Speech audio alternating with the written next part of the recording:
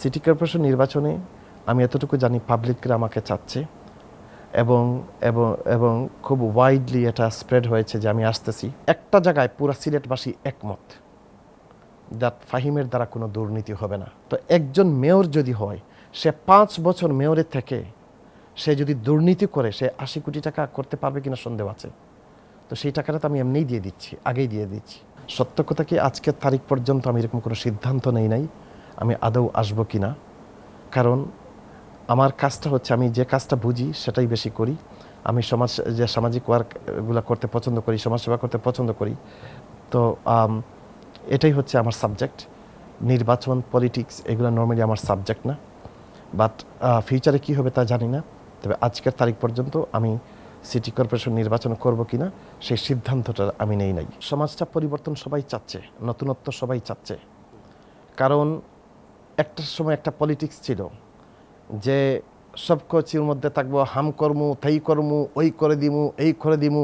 এই রাজনীতি বর্তমান ইয়াং জেনারেশনরা পছন্দ করে না।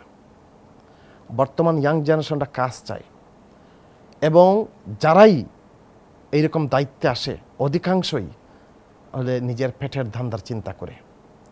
আমাদের মাননীয় প্রধানমন্ত্রী আপনি দেখছেন, উনি কিন্তু পুরো জিরো টলারেন্স করতেছেন প্রত্যেকটা সেক্টরে, যাতে কোনো দুর্নীতি না হয়। একটা জায়গায় পুরা সিলেটবাসী একমত দ্যাট ফাহিমের দ্বারা কোনো দুর্নীতি হবে না। এটা এটা মানে সত্য কথা কি, কেউ এটাকে বাই জোক এটা কেউ বিশ্বাসও করবে না।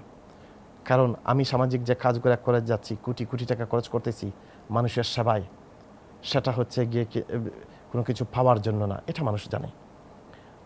আমি রিসেন্টলি একটা হসপিটাল করার চিন্তা ভাবনা করতেছিলাম। আমি সিলেটের মানুষদেরকে ঐক্য করেছি যে তারা যদি আমাকে সবাই বলে করার জন্য, তা আমি এই হসপিটালটা করতে আমি নিজে পার্সোনালি ইনজেক্ট করব 50 কোটি টাকা। আমি জায়গা দিব 6 একর সিলেট শহরে, যে 6 একরের দাম বর্তমান মার্কেট ভ্যালু অ্যাপ্রক্সিমেটলি ধরেন মিনিমাম হলে 30 কোটি টাকা। তাহলে আপনি এখানে পাচ্ছেন 80 কোটি টাকা। তো একজন মেয়র যদি হয়, সে 5 বছর মেয়রের থেকে সে যদি দুর্নীতি করে সে 80 কোটি টাকা করতে পারবে কিনা সন্দেহ আছে। তো সেই টাকাটা তো আমি এমনিই দিয়ে দিচ্ছি, আগেই দিয়ে দিচ্ছি। সো পাবলিক জানে যে ফাহিম কখনো ইয়ে করবে না। যার কারণে পাবলিকের অনেক বড় যে সাড়া পাচ্ছি, অনেক সাপোর্ট পাচ্ছি। বাট লাইক এই সাইড আজকের তারিখ পর্যন্ত আমি কোনো সিদ্ধান্ত নেই নাই যে আমি সিটি কর্পোরেশনে আদৌ আসবো কিনা। এইরকম সিদ্ধান্ত আমি এখন পর্যন্ত নেই নাই।